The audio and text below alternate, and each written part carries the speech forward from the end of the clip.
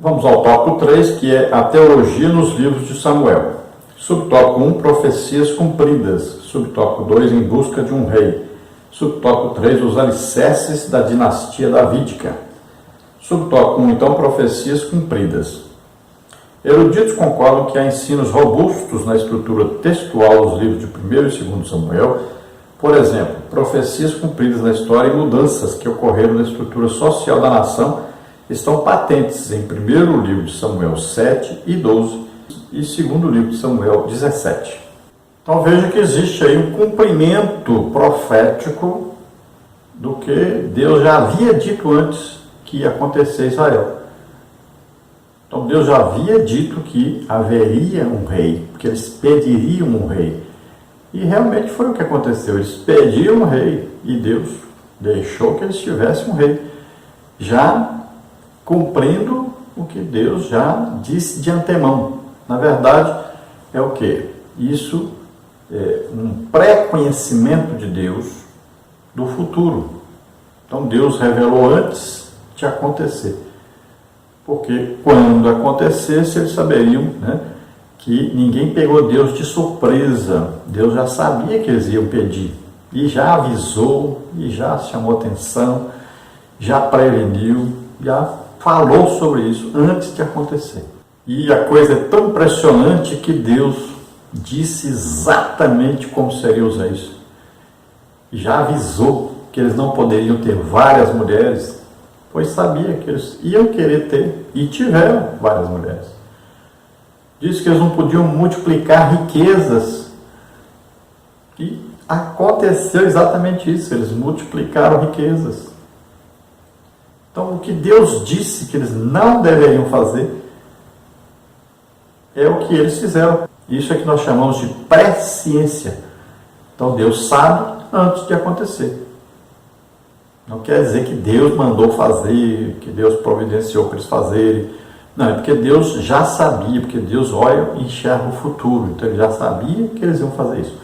É igual o povo ir cativo, viver cativo no Egito. Deus já tinha dito para Abraão que o povo passaria 400 anos cativo no Egito. Antes de acontecer, Deus já tinha dito. Então nós vamos estudar mais detalhes sobre essas coisas durante o trimestre. Mas vamos ver subtópico 2, em busca de um rei. Samuel é um líder preocupado com o crescimento espiritual da nação. Por isso ele está presente no momento em que o povo israelita pede para si um rei. Como homem de Deus, Samuel declara sua sinceridade, transparência e retidão no exercício sacerdotal. 1 Samuel 12, 1 a 5. Assim ele pediu que o povo considerasse o que o Altíssimo havia feito por eles, mesmo diante do ato de rebelião contra Deus. Então veja que Samuel, ele tenta de todas as maneiras acordar o povo, despertar o povo, que eles não pedissem um rei. Avisou como é que seria, avisou sobre as exigências do rei, sobre os impostos, sobre a escravidão, ainda disse que vocês vão ser escravos dele. Avisou tudo, contou para Deus, foi a Deus, falar com Deus sobre isso. Achou que o povo estava recusando o seu ministério e queria um rei porque não queriam mais ele. Mas Deus explicou, não é você, Samuel, eles não querem é eu, eles não querem que eu governe sobre eles. Por isso estão pedindo um rei. E veja que foi considerado um pecado do povo pedir um rei. Mas eles insistiram, eles quiseram, e Deus concedeu. Então o que é que Samuel tinha que fazer? Samuel tinha que cuidar para que esse rei fosse obediente a Deus e fizesse as coisas de acordo com a vontade de Deus, para que o povo não fosse amaldiçoado, para que o povo não fosse destruído. Então Samuel esteve presente ali em todo o reinado de Saul, fazendo de tudo para que Saul fosse obediente. E ele ainda insistiu com Deus, teimou com Deus, queria que Saul continuasse. Mas Deus disse para ele, até quando, Samuel, você vai me falar de Saul, de deixar de Saul governar? Então, Deus tolerou, fez até demais por Saul, mas Saul não correspondeu, foi desobediente, Saul não seguiu as orientações de Samuel. Samuel, diante do povo, pede que o povo o acuse de alguma coisa, se ele fez alguma coisa errada. Veja bem que um exemplo realmente de homem sincero, temente a Deus, obediente a Deus, não roubou de ninguém, não prostituiu, não fez nada que o povo pudesse acusá-lo. A única coisa é que seus filhos não foram obedientes, não seguiram o exemplo do pai. Subtópico 3, os alicerces da dinastia davídica. No capítulo 7 de 2 Samuel, há o estabelecimento profético da dinastia de Davi. Elas surgem pela ordem do Senhor. A Bíblia mostra que não obedecer à vontade de Deus levou muitos reis a tornarem-se escravos, deportados e depois assassinados, como aconteceu com Joaquim e Zedequias, segundo de Reis 24:12 e Jeremias 39:7. Assim, a quebra da aliança no período monárquico trouxe graves consequências para o povo de Deus. O templo foi destruído, assim como as muralhas da cidade, e os israelitas foram humilhados em terras estranhas. Então nós vemos aí nesse livro falando sobre a dinastia de Davi. Falando o quê? Da aliança de Deus. Deus havia feito uma aliança com Abraão, e Deus renova agora uma aliança com Davi, e promete a Davi que nunca vai faltar no trono de Israel um descendente seu. Então vamos ver, por exemplo, que o filho de Salomão, Roboão, existe ali uma divisão no reino, mas sempre Deus deixa um descendente de Davi reinando em Jerusalém. Pode ver que todos aqueles reis foram assim. Então existiu uma divisão, a parte do norte, capital Samaria, a região do sul, capital Judá. Sempre em Judá reinou um descendente de Davi. Era uma aliança feita entre Deus e Davi. Mas como todos foram desobedientes a Deus, não foram submissos, eles deveriam ter colocado o sumo sacerdote, os profetas, como principais da nação, e os reis deveriam obedecer a palavra de Deus, seguindo o que estava dentro da palavra de Deus para eles.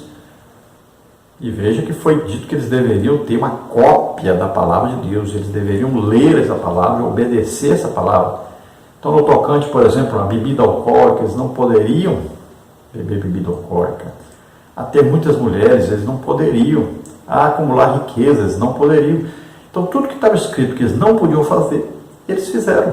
E por isso, a nação de Israel pagou caríssimo, deixar o povo na idolatria, deixar o povo nos pecados de toda sorte, e isso os levou a serem expulsos do seu próprio país, serem deportados, viverem em terras estranhas, serem escravos de outras pessoas, de outros povos. Muitos aí sofreram muito, e alguns reis até morreram, foram assassinados, como é o caso de Joaquim e Zedequias. A cidade foi destruída, o templo foi destruído, então foi um grande prejuízo que tiveram pela desobediência a Deus. Vamos ver o último tópico, o tópico 4, Samuel, o divisor de águas. Subtópico 1, um momento de crise espiritual. Subtópico 2, o líder Samuel. Vamos ver subtópico 1, um momento de crise espiritual. Samuel aparece no cenário bíblico veterotestamentário no momento de uma grande crise espiritual. O trabalho desse servo do Senhor não seria fácil, pois ele desempenharia um papel fundamental na transição do período dos juízes para a monarquia. Assim, ele orientou o povo para promover a construção de uma unidade nacional e espiritual. O profeta, juiz e sacerdote Samuel foi o homem a quem Deus escolheu para falar, julgar e representar a nação de Israel, o povo escolhido por Deus. Levítico 20, 24 e 26. Então, já vimos isso, falando sobre isso, Aí Samuel surgiu numa época difícil, onde os representantes de Deus não estavam representando Deus, na verdade, estavam, ao contrário, representando o inimigo. Existia também uma crise política, porque não havia uma liderança política sobre todos. Então Samuel surge para resolver esse problema. Como morreu o sumo sacerdote e seus filhos, então Samuel passa a fazer sacrifícios a Deus, e ele agora assume a posição de juiz sobre a nação de Israel e assume a posição de profeta de Deus. A voz de Deus para o povo. Quando Samuel chegava num lugar, as pessoas temiam, pensavam que iam morrer tudo, porque Samuel representava Deus e eles sempre estavam vivendo em pecado. Pode ver que quando Samuel vai até Jessé, eles perguntam logo, sua vida de paz ou de guerra? Ele já ficava com medo de morrer, porque Samuel representava Deus. Onde Samuel chegava, então as pessoas temiam realmente. Pode ver que Saul temia muito a Samuel, embora não tivesse sido obediente, mas temia muito. E nós vamos ver então que o período era muito difícil, porque haveria uma transição agora. Estava Israel sendo governado por juízes e agora passaria a serem governados por reis. E eles mesmos pediram isso. E Deus concedeu. Não que fosse o desejo de Deus, mas era o desejo do povo. E Deus concedeu. Avisou para eles como seria, chamou a atenção. Eles mesmos reconheceram que era pecado pedir um rei, mas quiseram e Deus deu. Então Samuel foi o responsável por fazer essa transição e ajudar, então, primeiro o rei Saul e depois, além de ungir Davi, deu conselhos a Davi, orientou para que ele pudesse também ter um reinado sempre obediente a Deus, fazendo aquilo que agradasse a Deus. Subtópico 2, o líder Samuel. Samuel fechou o ciclo dos juízes. Ele contribuiu grandemente para a nação de Israel ao estabelecer os alicerces do ofício profético, preservar o sacerdócio e estruturar a base espiritual do sistema monárquico. 1 Samuel 3, 15 a 21, 2, 18, 8, 10 a 22. Posteriormente, profetas mais novos herdariam o modelo espiritual deixado por Samuel, bem como todo um conjunto de conselhos para a casa real de Israel. Com Samuel, aprendemos que a chave para alcançar estabilidade e prosperidade no ministério é confiar em Deus e depender de seu favor. Então Samuel foi o último juiz sobre Israel, que governou Israel e foi responsável por continuar, deixar montado um esquema de sacerdócio, para não acabar o esquema de sacerdócio, deixou montado um sistema político com um rei governando e deixou, pelo que todos acreditam, uma escola de profetas funcionando. Pode ver que a escola é chamada Escola de Profetas de Samuel. Então, ele montou as 3 bases para que a nação pudesse continuar unida e prosperasse. E ele dirigiu esse setor, demonstrando como deveria ser. Então, na política, como ele foi um juiz, ele mostrou aos reis Saul, Davi, como deveriam se comportar. Como sacerdote ali, assumindo a função de oferecer sacrifícios a Deus, de ser fiel a Deus, então ele deu exemplo para os sacerdotes que haviam ali, sacerdotes, como deveriam oferecer sacrifícios a Deus, e como agradar a Deus, e como eles poderiam influenciar na política. E como profeta, ele fundou uma escola de profetas, ensinando aos profetas como exercer esse importante ministério, de representar Deus, de falar aquilo que Deus mandava falar, de fazer exatamente como Deus ordenava para fazer. Então foi um homem que deu exemplo nas 3 áreas mais importantes de uma nação. Vamos então à conclusão que diz: os livros de 1º e 2º Samuel apresentam a narrativa histórica da transição do período dos juízes para a monarquia dinástica. As muitas histórias apresentadas nesses livros revelam os erros e os acertos de líderes humanos, mas ao mesmo tempo revelam o quanto Deus trabalha pelo seu povo. Então vemos aí que Samuel começa então com um reinado de um rei que Deus escolhe, tenta fazer com que esse rei obedeça em tudo a Deus. Depois vai haver o período, que vai ser uma dinastia, e são os descendentes do rei Davi que vão governar ali em Jerusalém. Vai haver a divisão do reino, mas existe uma base deixada por Samuel dentro da política, do sacerdócio e do profeta. Então, vários outros profetas que surgiram, por exemplo, Elias, Eliseu, frequentaram a escola, que era a escola fundada por Samuel. Então, nesses livros, o primeiro livro de Samuel, o segundo livro de Samuel, nós vamos ver exemplos, de homens que às vezes foram obedientes a Deus e muitas vezes desobedeceram a Deus também.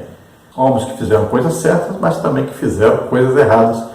E nós vamos ver que Deus jamais abandona o ser humano, sempre Deus estava ali fazendo todo o possível para que a nação continuasse, porque daquela nação nasceria o seu descendente, o descendente de Abraão, que é Jesus Cristo. Vamos orar agora. Se você deseja entregar sua vida para Jesus, entregar sua vida para Deus, confiar em Deus, a sua salvação agora, perdão dos seus pecados, faça isso agora. Vamos orar juntos. Se você está doente ou enfermo, nós estaremos orando por você agora. Vamos orar. Pai querido, em nome de Jesus,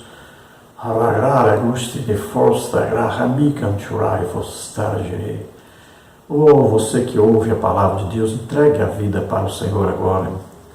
Entregue, confie inteiramente nele, na sua salvação, seu perdão, sua misericórdia. Confia nele. Grandes coisas ele fará por você. Em nome de Jesus. Pai querido, aceita agora as suas vidas que se chegam a ti. Escreve os seus nomes no livro da vida.